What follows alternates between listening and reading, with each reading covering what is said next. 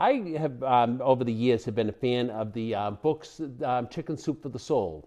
And they always have interesting stories.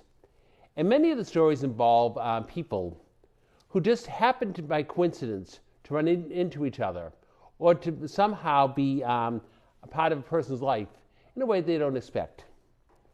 And sometimes the stories are just, everyday stories. Other times they may have a religious angle to them or some kind of faith aspect. And those are the stories I appreciate the most. And when it comes to these kind of on-the-road stories, I think that the ones that have a faith basis are certainly very important for us to think about, reflect on, because I think that, as Catholics and followers of Jesus Christ, we don't see things as just coincidences. We see things in a different way. We see things that, in terms of God putting somebody in our life, the Holy Spirit kind of motivating us to reach out, and when we do so, we either experience the presence of Jesus Christ or are the presence of Jesus Christ, depending on the situation. And one of the stories that I love from the series involved a man whose name was Francisco. And Francisco was a teacher. And he was the type of person who was very excited about his job. He loved reaching young people. He loved the fact that he was in the same elementary school that he had attended. And he was hoping that by being in the school, he could inspire other children to get an education and to fulfill their dreams. And he was certainly somebody who was very effective. But there was one boy who came into his classroom that, for whatever reason, Francisco didn't seem to be able to reach him, or so he thought. The boy seemed very withdrawn, very unhappy, and no matter how hard Francisco tried, the boy just didn't respond.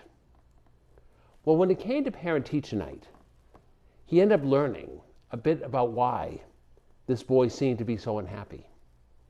He had had a number of losses in his life. His father had died when he was only about 2 years old. And had a grandfather who stepped in and was taking the place of the father as best he could. But the grandfather also passed away. And the boy felt very much alone.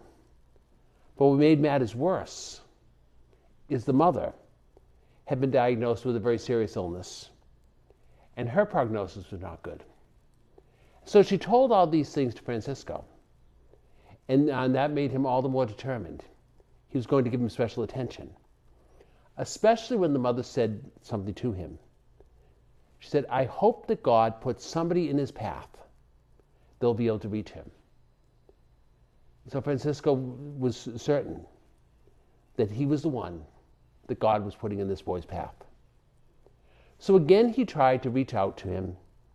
He tried to be as loving a teacher as he could be, tried to include him in different things. And even though it seemed like sometimes there might have been a little bit of progress, for the most part, he was still very unhappy and very withdrawn. At the end of the school year, Francisco felt that while he may have reached the other students in the class, the one that needed him the most, he was not able to reach out to. The following fall, the boy did not return to the school. The family had moved. And many years passed. He still remembered that boy, but had no idea of what happened to him. Until one day, there was somebody who came to visit the school. He rang the bell. A secretary let him in the building. He knew the secretary by name. He saw all sorts of teachers in the hallway. He knew them by name.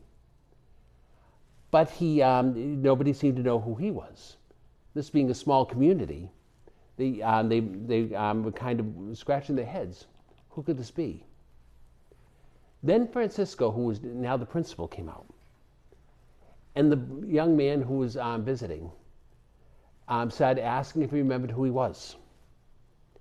And Francisco at first said, "Oh, of course I do." But then it became very evident that he had no idea of who this young man was. The young man then started sharing his story, started sharing what had happened, and how he had moved out of town, was sent to live with different relatives, and he ended up being very happy there. He ended up graduating from high school, graduating from college. He was going to begin a teaching job soon, but then said to Francisco, "You know, my mother used to always pray that somebody would be put on my path that would make a difference, that God would send that person.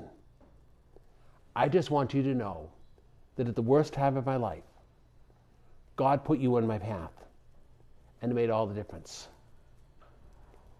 And Francisco realized that even though he may not have saw progress at the time, that God had something in store for this child. And I think about that story when I think about the first reading we have today of the Ethiopian official. Philip, who was one of the first deacons, just happens to come across this person who happens to be reading from the prophet Isaiah. And the Holy Spirit kind of put him in that position. They end up having a wonderful conversation. And the man not only has the scriptures explained, he decides he wants to be a follower of Jesus Christ. He's baptized. It's a wonderful experience. Then the next thing you know, Philip is gone, on his way to his next missionary journey. But on this chance encounter on a road, it ended up that God had bigger plans. He put Philip there, not by coincidence, but with a purpose. Philip responded not just because he was a nice guy, but because the Holy Spirit prompted him to. And in the situation, there was an encounter of Jesus Christ.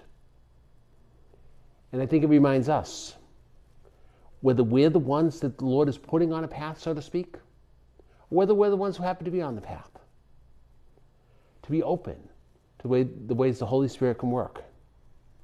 And maybe the people that come into our lives may either A, be people that the Lord is putting in our lives so that we can be the presence of Jesus Christ, or B, maybe the answer to prayer for the presence of Jesus Christ that we need.